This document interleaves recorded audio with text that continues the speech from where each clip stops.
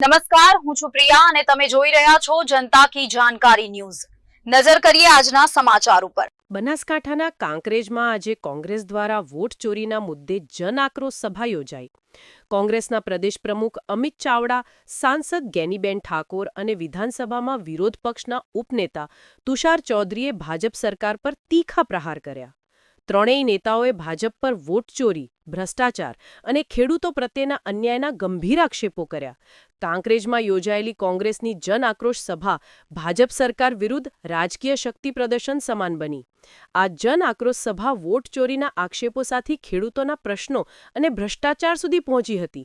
કોંગ્રેસના ત્રણ મોટા નેતાઓએ અલગ અલગ મુદ્દાઓ પર ભાજપ પર પ્રહાર કર્યા હતા। સાંસદ ગેનીબેને કહ્યું, અંગ્રેજોની માપણી સીટ સાચી હતી, પણ આજની સરકાર અંગ્રેજો કરતાં પણ ગયા ગુજાર્યા છે। રાહુલ ગાંધીએ વોટ ચોરીના પુરાવા આપ્યા છે। મતદાર યાદીમાં એક વ્યક્તિનું નામ બે જગ્યાએ ચાલતું હોય એના પુરાવા છે, છતાં કાર્યવાહી થતી નથી।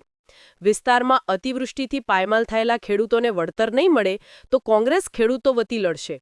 ગુજરાત કોંગ્રેસ પ્રદેશ પ્રમુખ અમિત ચાવડાએ કહ્યું કે આખા ગુજરાતમાં વિધાનસભા વાઇઝ જન આક્રોશ સભા યોજાશે। આપણા પૈસાથી તિજોરી ભરાય છે અને એ પૈસા ભાજપના ચોરોને બચાવવા વપરાય છે।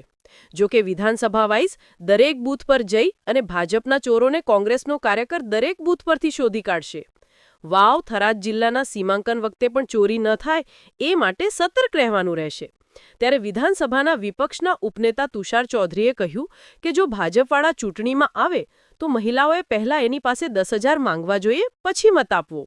બિહારમાં મહિલા મતદારોને પૈસા આપ્યા છે તો ગુજરાતમાં કેમ નહીં? ભાજપ સામેની આ જનાક્રોશ સભા એ જનતાના ગુસ્સાનો અવાજ છે। ત્યારે બનાસકાંઠાના સરહદી વિસ્તારના પ્રશ્નો અને વોટ ચોરીને લઈને કોંગ્રેસના નેતાઓએ ભાજપ પર આક્ષેપો કર્યા હતા। રિપોર્ટ ભરત ઠક્કર, ડીસા, બનાસકાંઠા।